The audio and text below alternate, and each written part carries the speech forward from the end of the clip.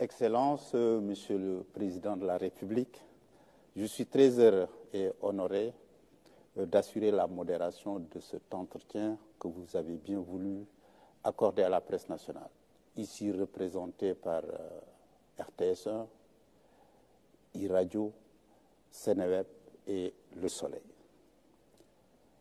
Monsieur le Président, Excellences, nous sommes à 4 jours du 25 février 2024 et les Sénégalais ne voteront pas ce jour. Les motifs, pour faire court, dès la validation des parrainages par le Conseil constitutionnel, on a noté une série de contestations de candidats dits spoliés de leur parrainage. Par la suite, le 20 janvier, le Conseil constitutionnel a validé la liste définitive avec 20 candidats. Un candidat invalidé pour fait de binationalité. À la suite de cette invalidation, il y a eu une levée de bouclier et des accusations contre le Conseil constitutionnel. Une commission d'enquête parlementaire mise sur pied pour élucider ces questions. Ensuite, coup de tonnerre, on découvre qu'une candidate parmi les 20 sur la liste validée avait une double nationalité. Le vendredi 2 février, le bureau de l'Assemblée nationale vous saisit d'une proposition de loi constitutionnelle pour le report de 6 mois de l'élection présidentielle. Le samedi 3 février, dans un message à la nation, après avoir pris acte de la proposition de loi du bureau de l'Assemblée nationale, vous prenez la décision d'abroger le décret convoquant le collège électoral pour le 25 février 2024. En conséquence, le processus de vote de la proposition s'est poursuivi à l'Assemblée nationale. Le lundi 5 février, l'Assemblée nationale adopte la proposition de loi constitutionnelle portant dérogation aux dispositions de l'article 31 de la Constitution de la République du Sénégal. Ce qui veut dire simplement que l'élection présidentielle prévue le 25 février 2024 est reportée au 15 décembre 2024. Vous avez aussi eu le jeudi 8 février des députés de l'Assemblée nationale et des candidats à l'élection présidentielle déposent un recours pour attaquer la loi et le décret devant le Conseil constitutionnel. Le jeudi 15 février, Excellence, le Conseil constitutionnel décide que la loi votée était anticonstitutionnelle et a annulé en même temps le décret abrogeant celui convoquant le corps électoral. Enfin, dans ses considérations, le Conseil constitutionnel a constaté que l'élection présidentielle ne pouvait se tenir à la date initialement prévue et a invité les autorités compétentes à l'organiser dans les meilleurs délais. Le vendredi 16 février, un communiqué de la présidence de la République mentionne votre engagement, je cite, à faire pleinement exécuter la décision du Conseil constitutionnel. Aujourd'hui, les Sénégalais sont dans l'attente de la suite des événements, notamment la nouvelle date de l'élection présidentielle. Vous avez aussi annoncé des concertations avec les forces vives de la nation. Votre mandat court jusqu'au 2 avril. Aujourd'hui, les Sénégalais attendent des explications, que vous fassiez la lumière sur ces faisceaux de faits. Et je suis avec mes frères et consoeurs du Soleil, de la RTS, de iRadio et de Seneweb. Cet entretien est diffusé en direct sur toutes les plateformes de la RTS, naturellement sur iMédia et Seneweb, mais un signal clair, sans logo, est disponible sur le canal 5 de la TNT et sur le canal 215 de Canal 7. Excellence, vous avez la parole. Je vous remercie, M. Racine Talla, tout comme je remercie vos confrères et consoeurs du Soleil, de RTS, de E-Média ou e-Radio et de Sénéweb. Et je voudrais surtout remercier nos compatriotes d'ici et d'ailleurs pour ce moment de communication important dans la vie de notre nation. Je vous remercie pour le rappel chronologique que vous avez fait depuis le début du processus électoral, surtout dans sa phase validation des parrainages, validation des candidatures et tout ce qui a suivi depuis lors. Donc je n'aurai pas besoin, outre mesure, de revenir sur ces faits qui ont été les causes, en réalité, de ce qui est arrivé par la suite. Ce qui est arrivé par la suite n'étant que la conséquence des causes que vous aviez bien indiquées. Alors, je suis à votre disposition pour répondre à toutes vos questions. Je voudrais d'emblée remercier mes compatriotes qui m'ont fait confiance. Depuis 2012, j'ai été élu à la tête du pays pour un mandat de 7 ans, renouvelé en 2019. J'ai prêté serment, en effet, le 2 avril 2019, ce qui fait que le 2 avril 2024 sera le terme de mon mandat à la tête du pays et la fin de ma relation de contrat avec le peuple sénégalais en tant que président de la République.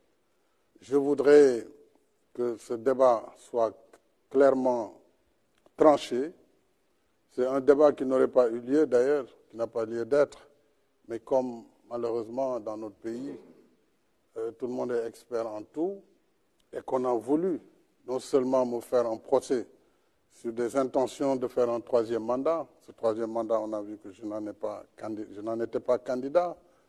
On a dit que je voulais rester à la tête du pays et je dis ici très clairement et très nettement que le 2 avril, ma mission se termine à la tête du Sénégal. Au moins, il faut que cela soit très clairement étayé. Maintenant, le reste du débat, nous pourrons revenir aux besoins sur les différentes étapes par rapport à l'ensemble des aspects que vous venez d'évoquer. République, donc je demanderai donc à mes confrères et consoeurs de bien vouloir leur poser leurs questions. Madame Mariama, et chacun déclinera son identité et l'identité de son organe de presse.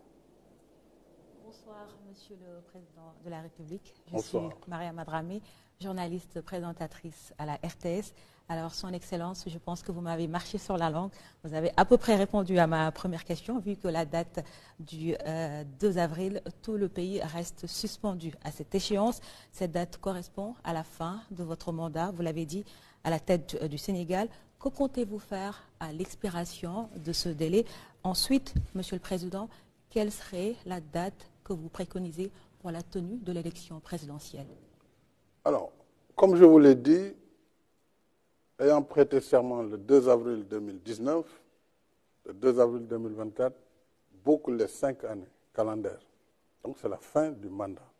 Et moi, je compte m'en arrêter à ce mandat. Et je compte donc, après le 2 avril,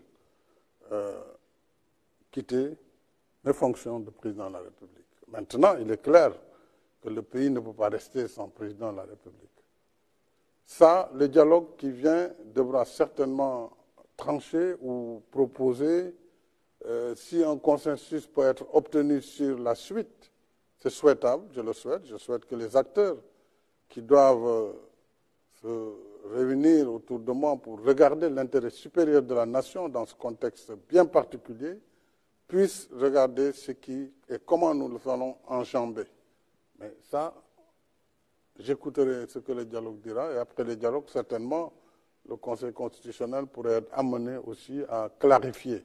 Puisqu'en réalité, n'eût été le débat ambiant, la Constitution a réglé cette question. Mais comme tout le monde n'est pas d'accord là-dessus, sur l'article 36.2, il appartiendra en dernier ressort au Conseil, après toutes les interprétations, de dire voilà ce qui doit être fait et tout le monde devra s'accorder sur cela.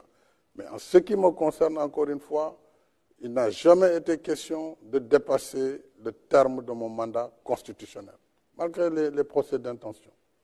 Alors, donc, je m'en tiens à cela et je le dis très clairement et très solennellement, le 2 avril, j'ai terminé ma mission à la tête du Sénégal. La suite, on verra comment... Pour ce qui est de la date, on verra avec le dialogue, qu'est-ce que le dialogue proposera. Monsieur le Président, Alassane Samba Diop de Média. Quand est-ce que la date de l'élection présidentielle va se tenir? Est-ce qu'avant le 2 avril, il y aura une date retenue pour aller aux urnes et choisir votre successeur? Vous savez, il y a eu un problème. N'eût été ce problème, le 25, on serait allé au vote.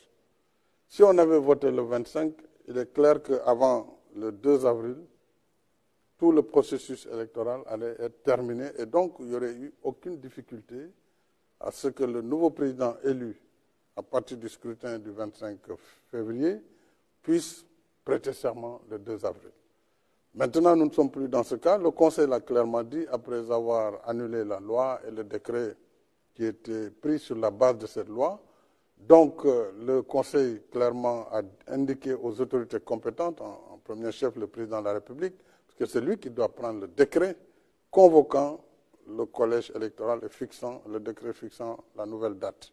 Mais ce décret ne peut être pris avant que la concertation nationale ne se réunisse et j'ai convoqué cette concertation nationale le lundi et je pense que sur 2 jours maximum, lundi prochain, c'est le lundi 26, on devrait entre lundi et mardi terminer puisqu'il n'y a pas beaucoup de sujets en réalité qui doivent être traités.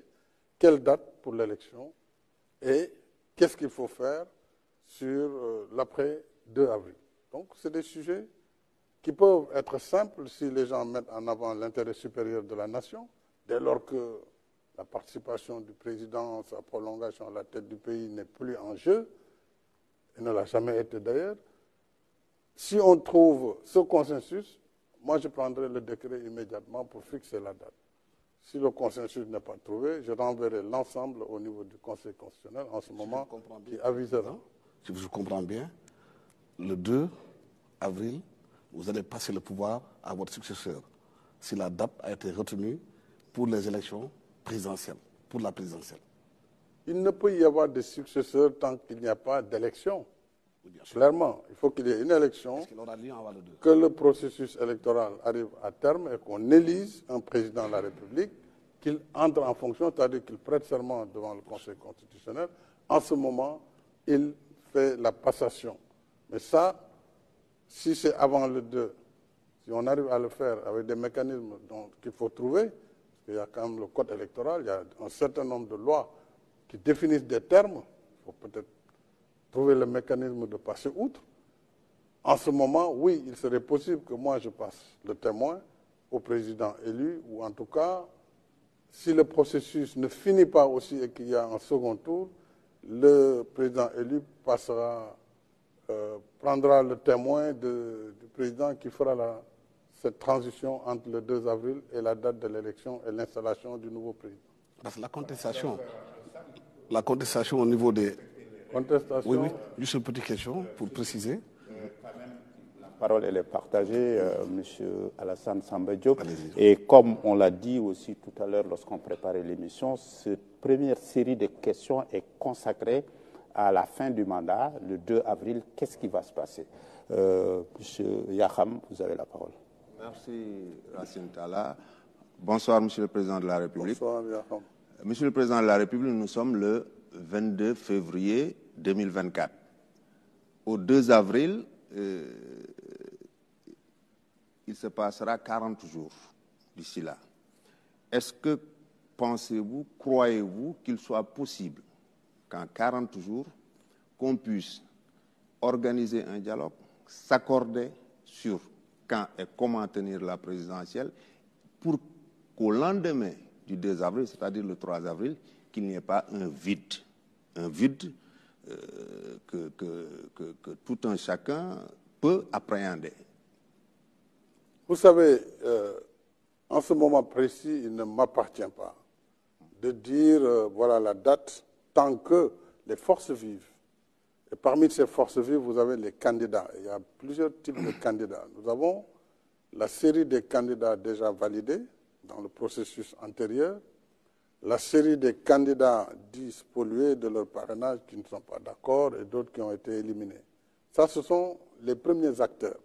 Les autres acteurs, ce sont les partis politiques, la société civile, les religieux, comme nous avons toujours considéré ce qu'on a appelé les forces vives de la nation, et qui, à chaque fois, le secteur privé, d'ailleurs, les syndicats et autres. Mais lorsque ces assises vont se tenir lundi, on verra, compte tenu du contexte et du risque de vacuité après le 2, que les gens mettent en avant encore une fois la République, le pays, sa stabilité, pour voir est-ce qu'on peut d'ici le 2 finir le processus. Je ne le pense pas, mais ce n'est pas ce qui est essentiel.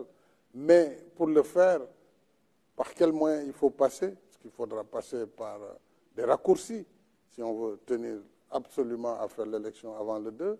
Il y a le code électoral qui fixe des délais, c'est la loi, ce sont des délais légaux. Alors tout cela nécessite justement ce dialogue.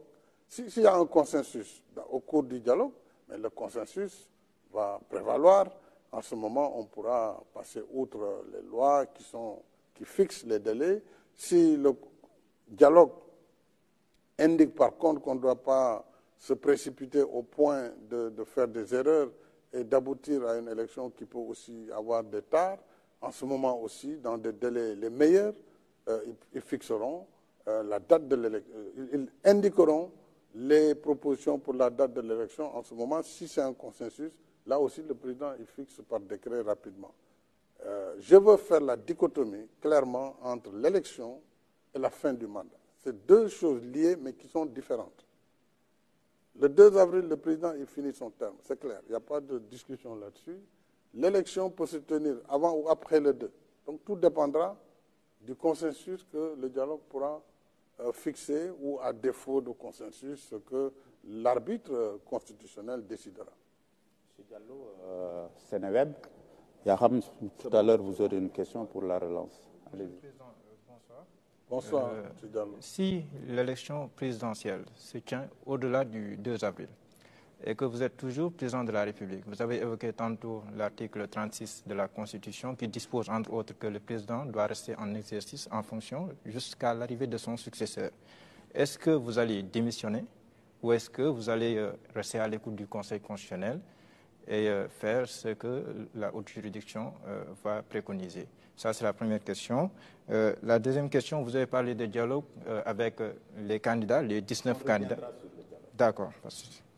Je vous remercie, M. Diallo. Il ne peut y avoir de démission dès lors que je viens jusqu'au terme de ma mission. C'est clair, il n'y a pas de démission.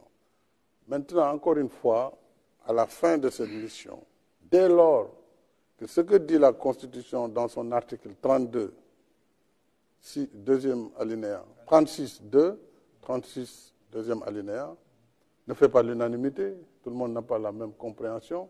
Moi, je n'ai pas envie, pour tout ce que j'ai fait pour ce pays, comme effort pour le développement économique et social du Sénégal, ce que j'ai fait comme sacrifice pour mettre notre pays là où il est aujourd'hui, je ne veux pas être l'objet d'une polémique stérile par rapport à des ambitions qui ne sont pas les miennes. Et donc, je considère avoir fini mon travail à la tête du pays à la fin de mon mandat. Il appartient à toutes ces composantes du dialogue et au Conseil constitutionnel en dernier ressort de voir comment ils vont faire la suite du processus. Mais ce qui est sûr, il n'y aura pas de vide. On ne peut pas laisser un pays sans président, c'est évident. Donc, attendons ce dialogue et attendons la suite de ce dialogue. La date, elle aurait pu être fixée, mais on ne peut pas la fixer tant qu'on n'a pas quand même les arguments des uns et des autres. Donc, tout est lié et il faut juste patienter. Et d'ici lundi, mardi, on aura vraiment une idée précise de la date et surtout de ce qui se fera après le 2. Une question sur le report. Oui, moi je pense que c'est suffisamment clair, mais je vous laisse une petite relance. Président, vous aviez pris la décision d'abroger le décret convoquant le corps électoral le 25 février, à l'origine des soupçons de corruption. Mais au même moment, vous avez renouvelé votre confiance au Premier ministre Amadou Ba Par ailleurs, le candidat de Benno Bokk Yakaar, des accusations de corruption, vous abrogez le décret convoquant le corps électoral, mais vous renouvelez en même temps votre confiance au Premier ministre qui est aussi accusé par le groupe parlementaire Liberté, Démocratie et Changement. Il y a deux choses dans votre question. Vous dites des accusations. Une accusation ne veut pas dire qu'il y a un coupable. Il faut qu'il y a la présomption d'innocence. Ensuite, le report n'est pas dû à ces accusations. Le report est dû à la deuxième proposition de loi qui est venue de l'Assemblée nationale pour informer le président de la République qu'une procédure est en cours au Parlement pour décaler la date de l'élection. D'ailleurs, si vous regardez bien les motifs, dans la note de présentation du décret portant abrogation, ce décret s'est appuyé sur la saisine de l'Assemblée nationale. Comme l'Assemblée est la seule qui vote la loi, elle était déjà en procédure pour voter la loi, on devait s'arrêter, puisqu'il y avait l'imminence du démarrage de la campagne électorale. La preuve, la décision du Conseil constitutionnel est intervenue bien après. Nous serions en plein milieu de la campagne électorale et on allait dire aux gens, on ne peut plus aller aux élections, arrêtez votre campagne. Donc c'est pour éviter ce processus qui démarre sans avoir la certitude de nous mener au scrutin du 25 février que j'ai abrogé le décret convoquant les électeurs pour le 25 février. Alors, donc la question de la confiance ou de la présomption d'innocence, ça n'a rien à voir avec le décret qui a été pris. Donc ça, c'est un volet politique qu'il faut séparer de cette question institutionnelle. Merci, Président. Mariama Dramé, RTS. Monsieur le Président, vous parliez tantôt de dialogue. Est-ce qu'on va voir les contours de ces concertations? Qui va y participer? Est-ce que ces acteurs ont donné leurs accords? Oui, le dialogue en premier chef, je vous ai dit, c'est d'abord les acteurs politiques, parce que c'est un dialogue politique, et à travers les acteurs politiques, vous avez les candidats qui ont été dans ce processus, tous les candidats, et les candidats qui en dernier ressort ont été validés, mais également les autres qui sont des candidats, il faut tenir compte aussi de leur avis, ne pas les négliger ni les mépriser. Il y a comme acteurs les partis politiques, la majorité, l'opposition, les non-alignés et aussi la société civile qui est un acteur vivant de la scène politique sénégalaise et les forces vives. Donc, comme nous l'avons fait, ce n'est pas la première fois qu'on tient un dialogue. D'ailleurs, il y a quelques mois, nous avons fini les conclusions d'un dialogue antérieur. Il me semble que les candidats ont exprimé la volonté de répondre à ce dialogue et de répondre au président de la République, tous les types de candidats. Et il y a également les partis politiques qui sont, à mon avis, prêts à venir discuter, parce qu'il faut bien qu'on discute. Parce qu'aujourd'hui, c'est le seul dialogue qui peut nous permettre de dépasser cette situation. Donc on peut dire aujourd'hui que tous les candidats acceptent de venir dialoguer? Oui, à ma connaissance, oui. Je ne connais pas de candidat qui refuse le dialogue. Il y en a un en prison. Oui. Est-ce que des dispositions sont prises pour qu'il puisse être libre et participer au dialogue?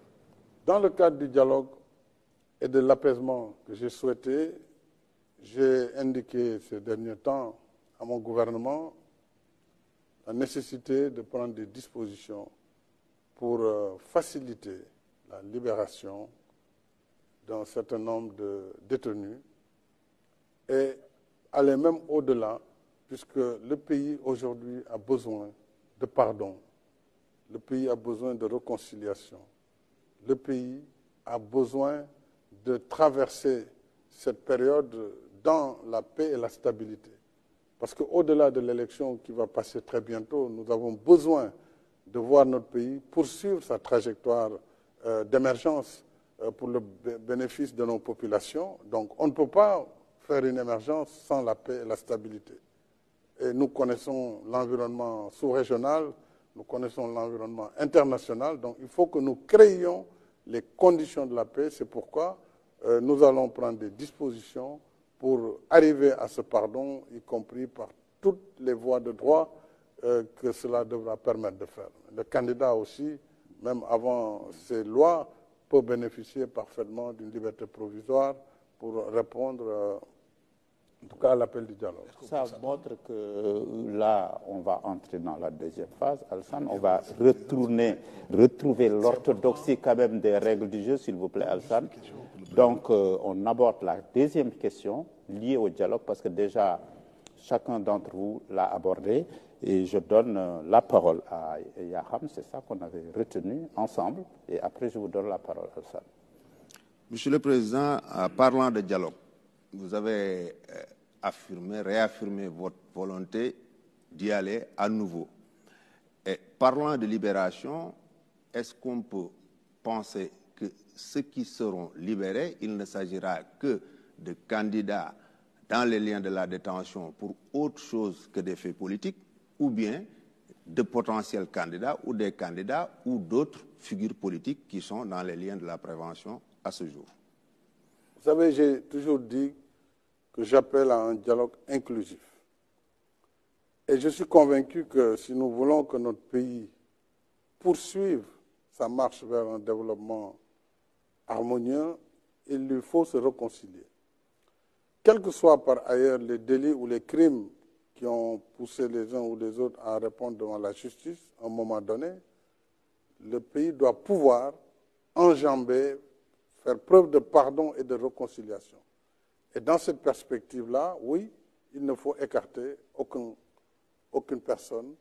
Et dès lors qu'on peut arriver à l'effacement de faits, en ce moment, bien sûr, toutes les personnes impliquées ou arrêtées dans ce cadre pourront bénéficier de ces mesures de clémence et de ces mesures de pardon et de réconciliation nationale. S'il vous plaît, Monsieur le Président de la Oui, République. Monsieur le Président de la République, est-ce que vous n'êtes pas opposé ou vous n'avez pas d'objection à ce que, par exemple, une personnalité politique comme Ousmane Sonko retrouve la liberté? Je n'ai aucune objection. Je vous ai dit, je regarde le pays. Je ne regarde pas les personnes. Ma responsabilité aujourd'hui, c'est d'être chef de l'État, d'être le garant de l'unité nationale. Au-delà des diversités politiques, des positions politiques ou politiciennes, il y a ce ciment sur lequel je dois veiller, le ciment de l'unité nationale, de l'intégrité du territoire national. Ça, c'est de ma responsabilité première. Si nous devons passer par une loi, et ce n'est pas la première fois au Sénégal, il y a eu plusieurs fois des lois d'amnistie, à chaque fois que des problèmes graves se sont passés, dans notre pays, il y a eu à un moment donné un moment de pardon et de réconciliation. Oui, si ça doit permettre d'éviter ce que nous vivons aujourd'hui. On nous apprend ça et là, chaque fois qu'il y a des manifestations, des morts, des jeunes qui perdent la vie. Nous devons éviter cela, préserver les vies humaines. Une seule vie préservée aujourd'hui vaut ses sacrifices. Donc il faut que chacun de nous s'élève au-delà des positions partisanes pour ne regarder que le Sénégal et son avenir, sa stabilité, sa sécurité. Oui, pour cela, je suis prêt à aller aussi loin pour que tous bénéficient de ce pardon et que le Sénégal aille vers ces élections de manière apaisée. Et que le meilleur gagne, parce que ce sera le choix souverain du peuple sénégalais. Alassane, Radio. Monsieur le Président, vous avez eu des discussions directes avec Ousmane Sonko ou bien par personne interposée pour parler de dialogue. Avant de parler de dialogue, il y a certainement des médiateurs qui ont dit qu'ils étaient là pour que vous remettiez le fil du dialogue avec M. Ousmane Sonko. Vous savez, dans ma démarche de tout le temps, j'ai mis en avant la discrétion et tout ce qui peut aider à avancer.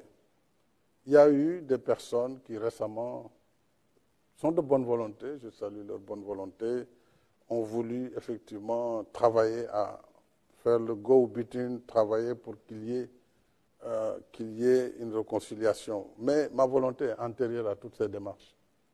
Elle est antérieure à toutes ces démarches. Et déjà, lorsque je disais, après la prise de position de certains candidats qui n'étaient pas du tout d'accord sur la manière dont leurs parrainages ont été annulés, j'avais déjà indiqué qu'il nous faut aller vers l'ouverture, il nous faut aller vers l'inclusion, il nous faut aller vers la paix. Donc cet apaisement est antérieur à toutes ces démarches. Donc c'est quelque chose de constant et cela devrait permettre des prises de contact qui peuvent être directes, indirectes. Ils ne peuvent être d'ailleurs qu'indirectes parce que cela a permis en tout cas de pousser vers la direction qui est celle que je voulais imprimer, qui est celle du pardon et de la réconciliation. Mariama? Alors, Monsieur le Président, vous avez tantôt parlé d'effacement de faits. Qu'entendez-vous par effacement de faits, ces mesures de grâce ou amnistie? Oui, vous savez, la grâce et l'amnistie sont deux choses différentes parfois qui se ressemblent mais qui sont très différentes. Notre Constitution consacre en son article 47 que le président de la République a le droit de faire grâce. Chaque année, je gracie près de 2000 personnes qui sortent des liens de la prison, de la prévention. Et ça, c'est le droit de grâce, mais la grâce ne peut être donnée qu'à la fin du processus judiciaire. Il faut que tout le processus judiciaire soit terminé et que la chose soit bien jugée pour que le président prenne grâce et permette à la personne condamnée de sortir de prison, etc. L'amnistie, elle est obtenue par une loi. Donc c'est l'Assemblée nationale qui vote l'amnistie. Ce n'est pas le président de la République. Le président peut exprimer une volonté, faire un projet de loi qui va à l'Assemblée. Ce sont les députés qui votent l'amnistie. Et l'amnistie ne s'adresse pas aux personnes, même si des personnes en bénéficient. L'amnistie s'adresse aux faits et efface les faits. Pour dire, nous voulons oublier. Nous voulons oublier, c'est pénible, mais il nous faut aller de l'avant. Quand vous voyez les crimes dans la Seconde Guerre mondiale, après plus de 80 millions de morts, il a fallu à un moment donné que les acteurs décident de tourner la page, malgré ce nombre de morts important, pour se donner la main, travailler dans la collaboration, dans le partenariat, dans la coopération, pour justement construire une paix durable. C'est un peu ce que l'on veut faire ici, créer les conditions d'un apaisement, d'une réconciliation et d'élections transparentes, libres et démocratiques. Et c'est ça qui va permettre d'assurer la suite vers un Sénégal de stabilité et de paix. Donc on peut espérer une liberté provisoire pour Diomaye Faye ou encore Ousmane Sonko? Oui, tout dépend de leurs avocats. Et ça, c'est les procédures judiciaires dans lesquelles je n'interfère pas.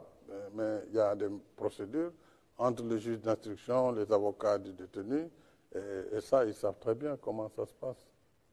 Le procureur qui est sous votre tutelle? Non, oui, le procureur peut donner un avis parce que selon les chefs d'accusation, s'il ne donne pas un avis, bien sûr, pour certains chefs d'accusation, le juge d'instruction est lié.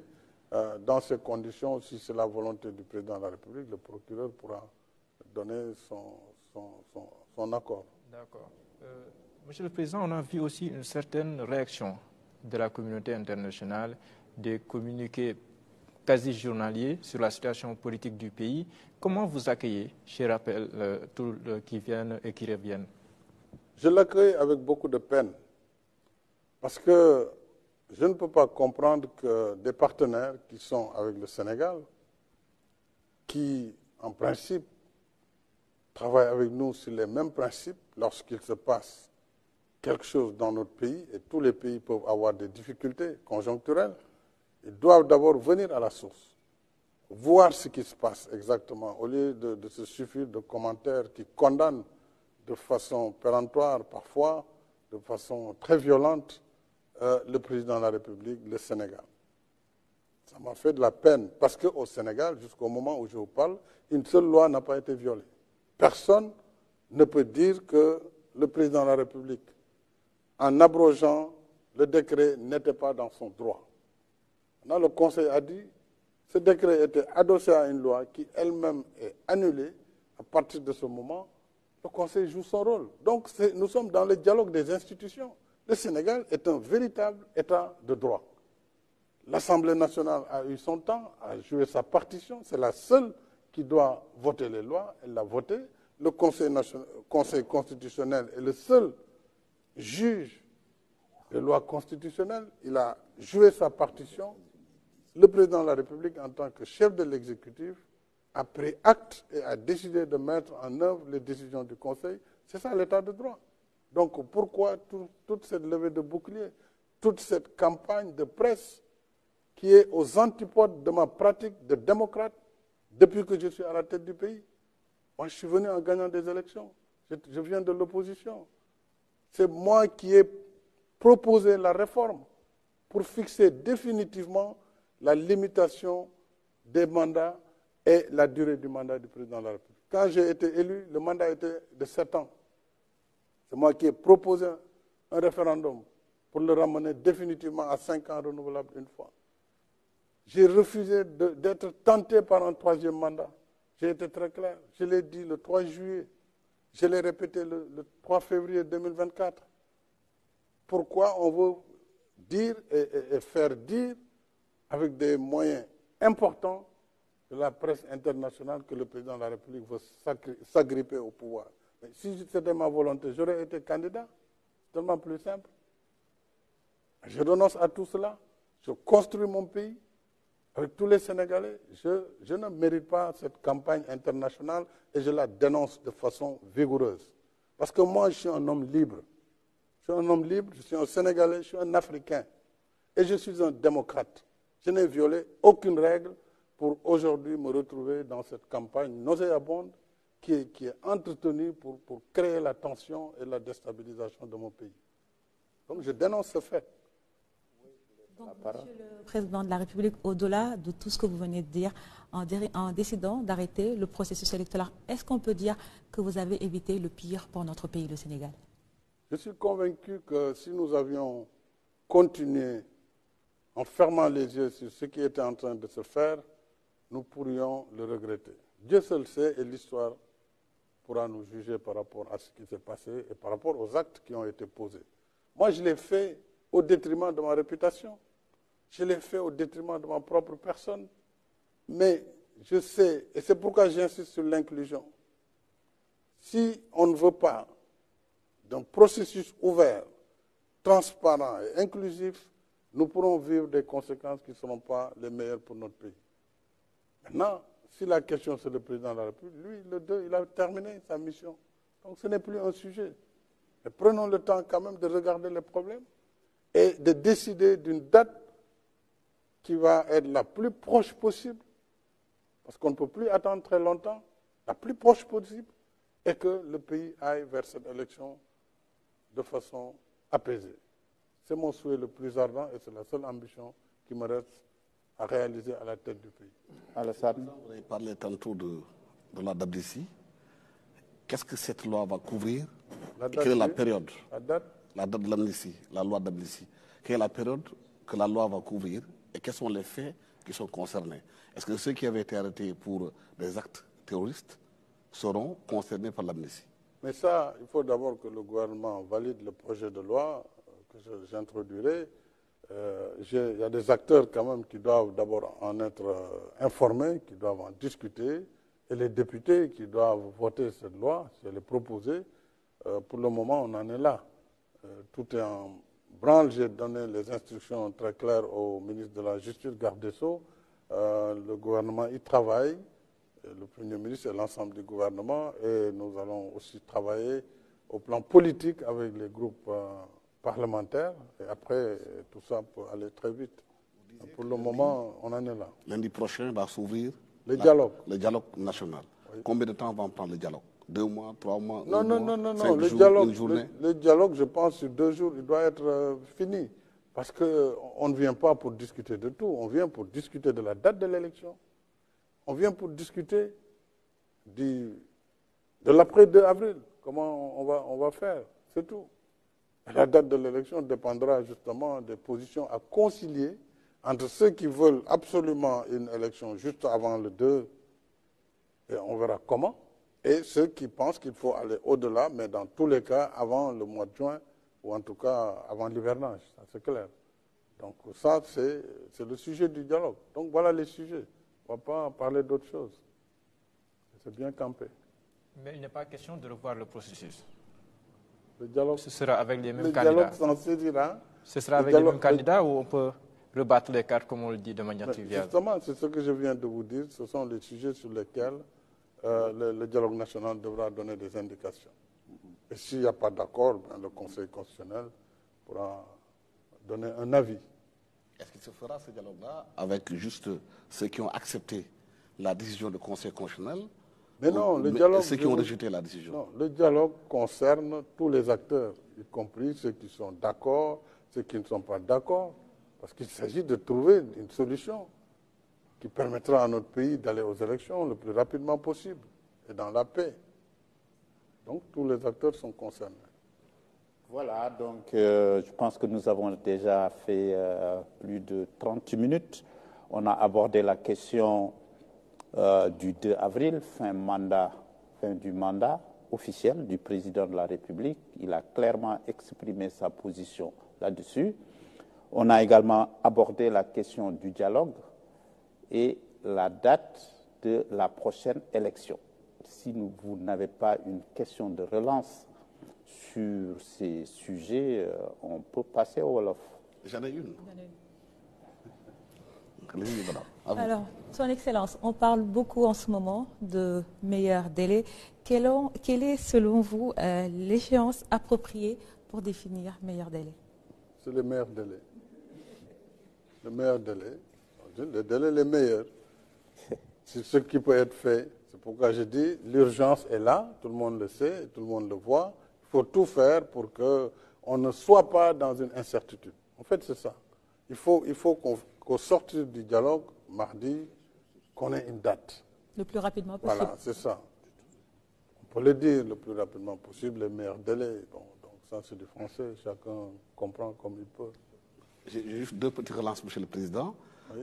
Il y a certains qui proposent le 3 mars, le premier tour, le 10 mars, le deuxième tour, pour qu'on soit dans les délais du 2 avril. Est-ce que vous serez d'accord avec ces dates? Mais non, je vous ai dit, il ne m'appartient pas au moment où je vous parle de dire l'élection aura lieu le 3 mars, je ne sais quelle autre date. Lundi, la concertation nationale sera saisie. Les candidats eux-mêmes seront les premiers que je prendrai avant même la concertation nationale. Et puis, nous discuterons de tout cela. S'il y a un consensus, il sera appliqué, quel qu'il soit. S'il n'y a pas un consensus, eh bien, on décidera aussi d'une date où on référera au Conseil constitutionnel. Une dernière relance. Est-ce qu'aujourd'hui, les candidats qui sont soupçonnés d'avoir une double nationalité, qui seraient passés par les mailles du filet, est-ce que ces candidats sont concernés par rapport justement à l'enquête qui sera faite pour voir effectivement est-ce que ceux qui vont diriger demain le Sénégal sont de nationalité exclusive du sénégalaise? Vous savez, c'est un sujet très sérieux et très important, puisque lorsque la loi dit, la Constitution, dans son article 28, précise que pour être candidat à l'élection présidentielle, il faut être exclusivement de nationalité sénégalaise. Dès lors que la Constitution fixe ce dispositif, on doit pouvoir procéder à des contrôles. Il est vrai que ce n'est pas facile, puisque d'emblée, on peut voir que le monde est constitué de plus de 193 pays ou États, mais je pense qu'on doit pouvoir régler cette question parce qu'il serait catastrophique si, d'ici l'élection, on découvre encore des candidats qui sont des binationaux. Ou alors que ceux qui sont dans ce cas puissent, pour des raisons personnelles, déjà démissionner et éviter au pays encore ce traumatisme. Mais je pense qu'un contrôle devrait quand même être fait pour nous assurer que vraiment les dispositions de la Constitution en ce qui concerne la nationalité exclusive sont vraiment respectées par l'ensemble des candidats. Est-ce que cela ne viendrait pas à remettre en cause la décision du Conseil constitutionnel qui n'est susceptible d'aucune voie de recours? Non, mais le Conseil vient de prendre une nouvelle disposition parce que quand, après sa décision, il apparaît qu'il y a un candidat qui est binational, le Conseil dès qu'il a reçu la démission de la personne concernée, a fait une décision nouvelle en fixant à nouveau. Donc, s'il y a des choses nouvelles qui vont perturber et entacher la sincérité du scrutin parce qu'une disposition majeure aura été violée, je pense qu'il sera dans son devoir d'aviser et de prendre des décisions. Si vous tombez d'accord avec l'opposition sur la date, le 2 avril, comme vous l'avez dit tantôt au début d'émission. Le dialogue. Le dialogue, c'est là-bas que vous arrêtez votre mandat, ça sera le 2 avril. Si vous partez du Sénégal, qu'est-ce que vous allez faire, Monsieur le Président? Et ça, c'est devant nous. Pour le moment, le plus urgent, c'est d'aider le Sénégal à aller aux élections. J'ai déjà largement communiqué sur ce que je compte faire. J'ai déjà créé ma fondation, elle est faite, j'ai pris des dispositions de cet été, je vais m'occuper utilement. Donc ça, je pense que... Voilà, donc... Vous êtes installé au Maroc, comme on a dit. Oui, entre autres, ça a été... au Maroc, a acheté une maison à Marrakech. Oui, peut-être, oui, parce que j'aime bien le Maroc. Très bien. Avant juste de passer... une toute dernière c'est la toute dernière. Pour boucler le volet français. Alors, Monsieur le Président, au regard de tout ce que vous avez dit, on note votre volonté clairement de créer une condition de stabilité sociale, politique, mais également de paix. Avant de passer à la version Wolof, quel est votre message pour les Sénégalais d'ici et d'ailleurs, mais aussi de la communauté internationale, quand on sait que vous êtes un acteur clé du multilatéralisme? Oui, je voudrais d'abord, encore une fois, rendre hommage au peuple sénégalais qui m'a fait confiance, qui m'a permis en 12 ans d'apporter ma contribution dans la construction nationale. M'a permis d'imprimer cette démarche de développement endogène, harmonieux, inclusif. Le plan Sénégal émergent a été mis en place. Il a eu des résultats tangibles. Nous pourrons avoir, après cette période de trouble, plus de temps pour constater quand même ce qui a été très positif, ce qui a été moins, ce qu'il faut améliorer. Et il faut que celui ou celle qui viendra puisse prendre le relais et continuer la marche du pays. Les Sénégalais, je sais qu'ils aiment leur pays, il faut qu'ils fassent tout pour le préserver. Parce que la paix, lorsqu'on la perd, ce n'est pas seulement une question de 5 ans ou de 10 ans. C'est perdu pour très longtemps. Or, ce qui fait notre richesse, c'est d'abord la paix au Sénégal. Et c'est la concorde. Donc, quelles que soient aujourd'hui les vicissitudes et les débats ambiants, il faut savoir raison garder et ne pas trop déborder pour que nous puissions aller dans la paix et la stabilité aux élections et que le meilleur gagne. Ça, c'est vraiment mon vœu le plus ardent. À nos partenaires du Sénégal, je voudrais encore une fois d'abord les remercier pour l'accompagnement puisque j'ai bénéficié pendant ces 12 dernières années de leur amitié, de leur coopération, de leur soutien et de leur support. C'est ce qui nous a permis de construire ce qu'on a construit. Sans les facilités, la dette et tout ce qui a été mis en œuvre, y compris les dons parfois, nous n'aurions jamais été à ce niveau de développement. Bien sûr, il y a beaucoup de choses à faire, notamment en matière d'emploi pour les jeunes et autres. Donc je remercie la communauté internationale. Tout à l'heure, j'ai fait une critique, c'est sur la campagne médiatique. Je fais bien la différence entre le partenariat avec les États, tous les États qui travaillent avec le Sénégal. Je les remercie à travers cette émission et je pense qu'ils continueront à donner la même attention au Sénégal. Et j'ai souhaité d'ailleurs lors de la dernière Assemblée générale de l'ONU que mon successeur soit accompagné de la même façon par la communauté internationale. Donc, pour le reste, le Sénégal devra continuer sa marche dans la démocratie, la stabilité et la concorde. Merci, merci, Excellence Président de la République. Je pense que le message est très clair et on a pu poser toutes les questions. Et même si Alassane à un moment a brisé les règles du jeu sont à respecter. Une toute dernière. Une toute dernière. Monsieur le Président. Si le Président le permet. Avec vos permissions, Monsieur le Président. Pas le choix. Vous avez choisi M. Amadouba comme candidat de Benno Bokk Yakaar. Comme candidat nous sommes de Benno. Vraiment, les questions politiques, oui.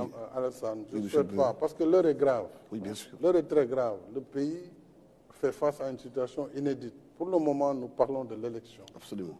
Dans un autre cadre, je pourrais vous répondre abondamment sur mon candidat, sur la coalition, sur le volet politique. Là, nous parlons d'un sujet essentiel, la date de l'élection, comment on y va, et l'après 2 avril. C'est ça qui est fondamental aujourd'hui. Pour nous, pour la majorité, pour l'opposition, pour le peuple. Donc nous pouvons vraiment, sur ce plan, nous peut-être arrêter à ce qu'on a convenu et puis venir en langue Wolof, langue nationale Merci, Wolof, pour Excellence, merci. continuer le